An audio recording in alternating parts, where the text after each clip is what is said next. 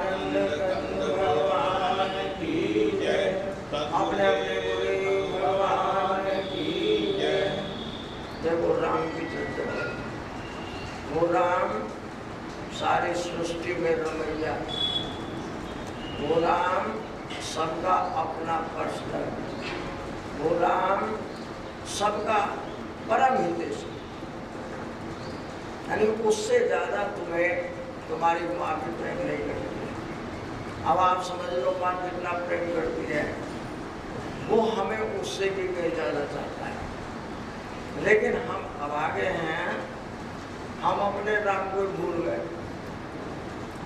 हमें उस राम की लीला तो दिख रही है, हम लीला के द्वारा मोह के कारण ठगे गए, लेकिन उस लीला में हमें परमात्मा नजर नहीं आ रहा, जिसकी वजह से हम हर किसी दूसरे को दर्द देना जानते हैं, सुख देना नहीं जानते।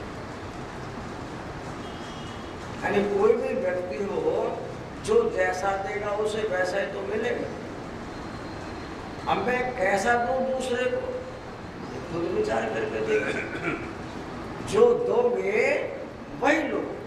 कोई आदमी किसी को गालियां देता है, दूसरा उससे भी तगड़ी गालियां देता है, झगड़ा हो गया। कोई किसी से ईर्ष्या करता है, दूसरा उससे भी ज्यादा ईर्ष्या करता है। एक दूसरा दूसरे को उजाड़ने के लिए लगा है कि मैं तुझे बर्बाद कर दूंगा। वो कहने लगा मैं शरीर से तो नहीं पर मेरी बददुआ तुझे खा जाएगी, मैं भीतर से तुझे बर्बाद कर दूंगा। और अगर तुम दूसरे भाव से हे प्रभु तू सबको सुखी रखना, हे प्रभु तू सब पर दया करना, और संत कहते हैं प्रभु तू सबको सद्बुद्धि दे। सद्बुद्धि कैसी है कि वो कभी किसी का अहित ना करे। अपना भला तो सब चाहते हैं कि हमारा भला हो, लेकिन हम दूसरे का बुरा करके अपना भला चाहें तो ऐसा भला हमें नहीं चाहिए। और ये निश्चितता है कि परमात्मा इन सारे रूपों में सब प्रकार से सबकी मदद करता है। जो जिस भाव से पुकारता है उस भाव से वो परमात्मा उसके साथ खड़ा है। तो मैं घटना बता रहा हूँ। ऋषिकेश से गाड़ियाँ चलती हैं चारों तीर्थों के लिए, बद्रीनाथ के लिए, केदारनाथ के लिए, गंगोत्री के लिए, यमुनोत्री के लिए। और इन चारों स्थानों से अलग अलग भी, गंगोत्री से यमुनोत्री को मिल जाएगी, यमुनोत्री से अमरनाथ, उसके लिए बद्रीनाथ के मिल जाएगी। तो केदारनाथ के लिए ऋषिकेश से भी चलती हैं और अलग अलग तीर्थों से भी अलग अलग गाड़ियां चलती हैं। कोई व्यक्ति ऋषिकेश से बद्रीनाथ के लिए गाड़ी में सवार हो गया। जो गाड़ी में बैठकर जा रहा था, पता नहीं गाड़ी में कहां से गया, पूरी सवारी करके लेकर चलते हैं। बैठने की सवारी होती, चढ़ने की सवारी नहीं होती। एक सांप गाड़ी के अंदर एक आदमी के पैर पर लिपट गया। अब जिसके पैर पर लिपटा है उसे तो पता है, उसे ये भी डर लगता है कहीं ये उसे काट ना ले,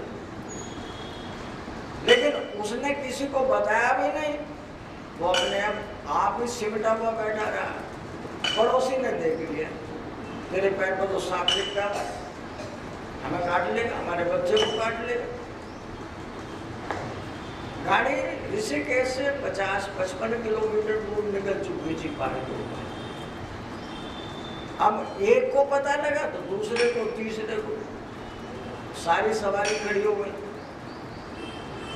और वहां पहाड़ में जो गाड़ी है वो सीधे नहीं चलती प्लेन, एक झील की तरफ पहिया नीचे रहता है, एक थोड़ा ऊपर रहता है।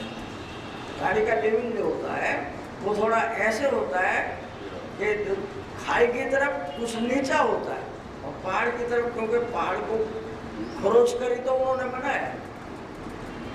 ड्राइवर कहता है गाड़ी का बैलेंस नहीं बिगाड़ना, अपनी अपनी जगह बैठे रहो। सवारी कहती है इसके पैर पर सांप लिपटा हुआ है, ये हमें काट लेगा।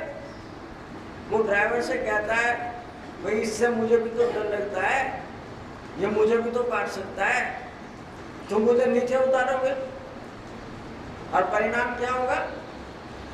तुम गाड़ी लेके चले जाओ, मैं टिकट लिए नहीं बैठा हूं, टिकट मैंने भी लिया हुआ है। ये लोग कहते हैं इसे नीचे उतार दो, ये सांप इसको नहीं किसी को भी काटेगा, इसीलिए नीचे उतार दो इसको।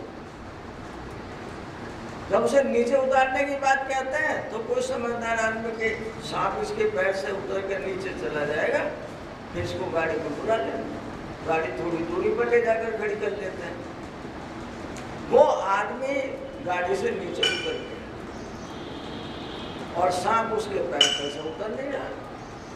10 मिनट हो गई, गाड़ी कुछ फासले पर खड़ी हुई है, वे सवारी कहने लगी है कि शाम तक इसके पैर से नहीं उतरा तो क्या गाड़ी ये खड़ी रहेगी, तो गाड़ी लेके चल। अब सारी सवारी जब हंगामा करने लगी वो कहने लगा ठीक है भाई। उसने गाड़ी चलाई और सांप पैर पे से उतर के गाड़ी में चला गया। अब वो उस गाड़ी वाले को कोस रहा है, मैंने टिकट लिया है, मुझे जंगल में छोड़ के चले गए और ऐसी जगह पर यहाँ कोई सवारी नहीं मिलती, मैं कहाँ जाऊंगा ऐसे। अब वो जिधर को गाड़ी गई थी उधर की तरफ को धीरे धीरे पैदल चल दिया। जो पैदल जा रहा था तो जाते जाते 1.5-2 किलोमीटर चल गया। पहाड़ी का आदमी हाफ जाता है चढ़ाई में, पसीनों में नहा गया, हाफ गया और विचार करने लगा गाड़ी वाला तो लेकर भाग गया, सवारी मिलेगी नहीं।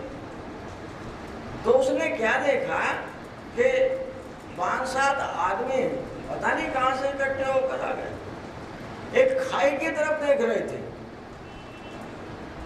उन्होंने कहा भाई क्या देख रहे हो तुम?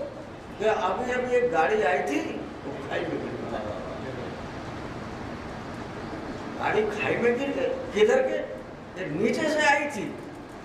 वो सोचने का नीचे वाली गाड़ी में तो मैं ही था और था ही कोई नहीं। उसने देखा तो गाड़ी पूरी की पूरी फट चुकी थी, आधा किलोमीटर नीचे खाई में पड़ी हुई है।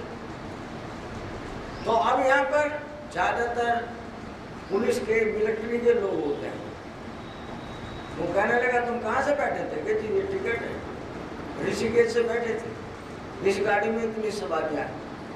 उसने अखबार में न्यूज दी कि उस परमात्मा को सांप बनकर केवल मुझे बचाना था, अन्यथा सबके सब उसमें मुर्दा ही बैठे हुए थे, वो सबके सब मरने के लिए गए हुए थे,